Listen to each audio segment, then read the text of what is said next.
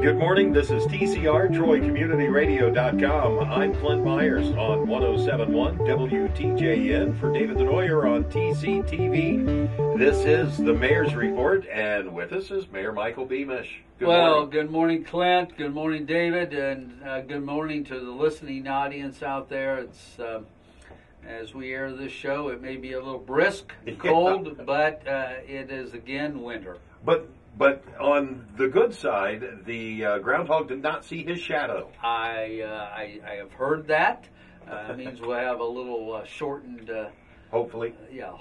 Shortened winter, but we've really had a mild winter. Yeah, we've been lucky knock with on the wood. El Nino. Looks like we're going to get some cold air down out of Canada in this upcoming week and a little bit of snow. Yeah. So use caution when you're out on the roadways. We say that every week during the winter season about just being courteous and take your time and be safe. No, that's the biggie is just we want you to be around, so we want you to be safe. Right. And courteous. Right. Well, council this week. We did have council on February the 1st. It was a Monday night. We had 3 of our council members missing. We did have one resolution on the agenda that has moved to a second reading because we couldn't really enact that piece of legislation, but it's dealing with the final plat, the right-of-way, all those things associated with Nottingham, which is out in that Sherwood area of town. The Nottingham development, it'll be, I think, the final Section 9, but it moved to a second reading. Basically what that means is they're looking at putting in 25 building lots. But that'll be on for the February 16th council meeting. But we did have 2 from the Personnel Committee via the mayor. They did have 2 appointments that they had to approve, and they did unanimously of the 6 council members there. First appointment was Bill Rozelle. Many people know Bill Rozelle in this community, and he's been appointed to the Enterprise Zone Tax Incentive Review Council. He'll be filling the unexpired term of Roy Carlson, who has moved out of the community. That appointment will commence immediately upon their approval, and they did. And it'll end on October 19th of 2017. Bill do a nice job. You know, he has a great background working with the state and accounting, so it'll be great. The second recommendation from the mayor to the Personnel Committee for reappointment was Jack Baird to the Economic Development Revolving Loan Fund Committee. Important committee because it deals with a lot of the loans that we give out, and this is a reappointment, so he has been a part of this. So Jack Baird will begin his new term, actually retroactive December 31st, and it will continue to 2019. So those were the real highlight film of the council meeting. So we do have another council meeting. If you want to talk a little bit about that, because that's a change a little bit because of President's Day. Yes, all these that we're just already moving through this year so fast. It's unbelievable. It doesn't seem possible, but President's Day is February the 15th. That's a Monday, so because we have a day where the city offices will be closed, amongst other offices closed, we'll move a council meeting to the next night, Tuesday, February the 16th at 7 o'clock, City Hall.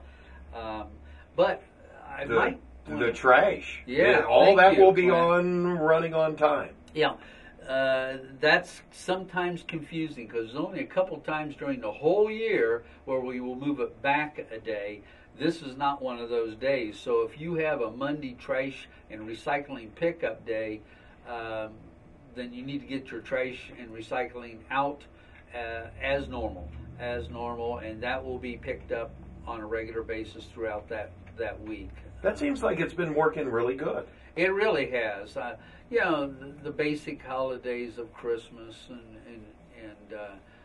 New Year's, you know, those are really special, and so we do want to make sure everybody has opportunities with family, so they move it back a day. But most of those days we just do as is. Right. So, and I think I'd rather keep it going that way than to have that day after a holiday that turns into the mad rush and catch up. You know, you're behind before you even started. And people forget, and then they call in and wonder why the trash wasn't picked up. And you know, and we try to accommodate, but this is more systematic. All right, I think it works. I think it works really good. Right. Hey, one thing I did happen to catch, I think I saw it on the news the other night, which was that Troy Fire Department is hiring. Yes. So they're doing interviews. Yes. And talking. You know, we are moving forward. Obviously, I think we do a very good job with first responders and responding to emergencies. Absolutely. And I think we have a good track record, and we'll continue to do that, both with police and fire. So, but hey, Clint, I want to give you and David a compliment. This is a good time. I love sharing positive things, and you and the station here has done a great job promoting Troy High School basketball. I know today is a very special day. 100 years. Yeah, we're going to do a proclamation to celebrate that, a century of Troy High School basketball. And I know you've been great in promoting that. It's at the historic Hobart Arena. Yep. It isn't exactly where basketball started because it started at Van Cleve School when it was a high school. But for many years, we did have the Hobart Arena used for basketball games. And so we'll be talking about that. But all day today on Saturday, the 6th, will be events with Troy and Tip City. You know, Tip City's joining the GWAC League next year. So this is kind of a nice way to bring them in and have friendly competition. It'll be competitive, that's for sure, but it'll be at the arena. And if you have never had the opportunity to see the floor, the new floor that has the Troy, Ohio, USA logo on it, people might want to come out. It's a local Miami County competitive game day, and I say day because they got the freshman teams playing, they got the girls, the men's and women's, they have the JV teams playing, and then they have the varsity games with the girls kicking off at 6 o'clock today. The women's team, the women's varsity team. Yeah, it's a full day of basketball. Oh, it is. So I suggest to anybody who just to go to the arena is nice to be there, but to see the floor down, there's not many times where we have the basketball floor down, so that's worth coming to see. Plus, to watch the young athletes participate in Miami County at the historic Hobart Arena. Takes place today. The varsity girls, I keep saying girls, I call it the women's. The women's program starts at 6, and that'll be followed with a reception of all the athletes past who have participated in the basketball program. They'll be there. We'll have an opportunity to gather together. We'll have Pop Rocks is going to be playing at the halftime of the men's game, which will start approximately 7:30. So it's a full day at the Hobart Arena with the gym, the basketball floor down, which is not very often, but it's a good time for people to come out and see it. I love the versatility of what Hobart Arena can do. Well, I say thank you. I've always said thank you to you for your promotion, but I would have to also add Ken Seiler, Carrie Slater at the Hobart Arena. They do so much an amazing job to market the arena in so many different events and activities that they bring. It's like we've seen a new life come back into it over these past years. Correct. And that's a good thing. And look for that to even get better. To get better here in the future. You know, they've listened. We've listened to promoters and what they think we need to have at the Hobart Arena to even enhance it. So we've got those enhancements coming down the road. That will only bring better and maybe more highly visible events and activities to the Hobart Arena. All right. Now, in the past week, the Community Connection Committee, you had something going on there. Well, we're trying to look at some of our initiatives. We may not have made the semifinal status, but I've said before, we believe in our vision, and we have picked 4 initiatives that we think we need to move Troy forward with. And these are partners. These are people from all walks of life, of the Trojan life, that have met as a steering committee, and we want the connectivity of our community to continue. One of those things is the leadership initiative.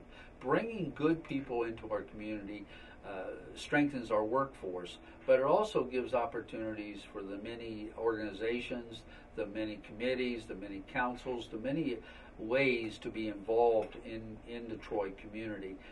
So what we thought we'd come up with, and it's a great new idea, but it isn't a real, because I know in the school system of the past, we always gave tours to the new teachers of what Troy offers. And so we thought we would have another get on the bus, and we used our steering committee and others around the community as the field test.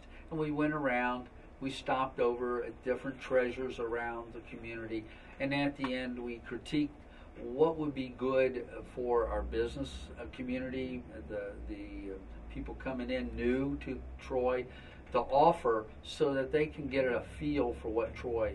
And this kind of is would be the precursor to continuing with the Leadership Troy program, but give them an overview, give them the opportunity to see what Troy has to offer, and then let them be more involved and pick and choose where they like to continue their leadership. Gotcha.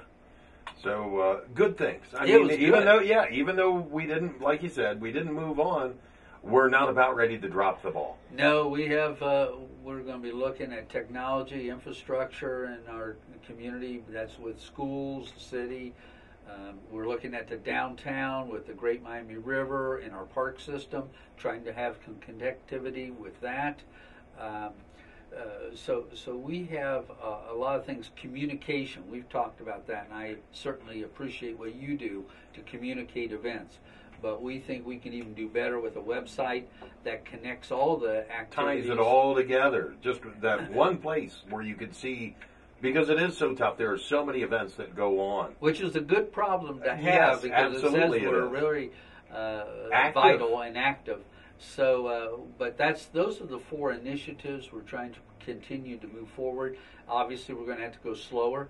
A lot of those depend on funding sources and streams, but we have great partners in Troy with our foundations, our business community, and local entrepreneurs and people who want to invest into our community. So it'll just be a slower process, but we're still going to move forward. All right. One other thing that I wanted to talk about now, something big. It goes on in Troy every year, and there's a group of folks that I think for them it never really ends. When you hit the end of last year, they're already looking forward and working on the next year. You must be talking about the Troy Strawberry Festival. I am indeed. You know, Clint, I have been involved in that festival in some capacity, in different capacities, since 1980. Wow. So it's been a long time. So I certainly, and we will be celebrating, I believe, the 40th annual Troy Strawberry Festival this year. Nathan Walters is our general chair. They will have a kickoff. They always, as you said, they've been planning this, getting their committees in operation.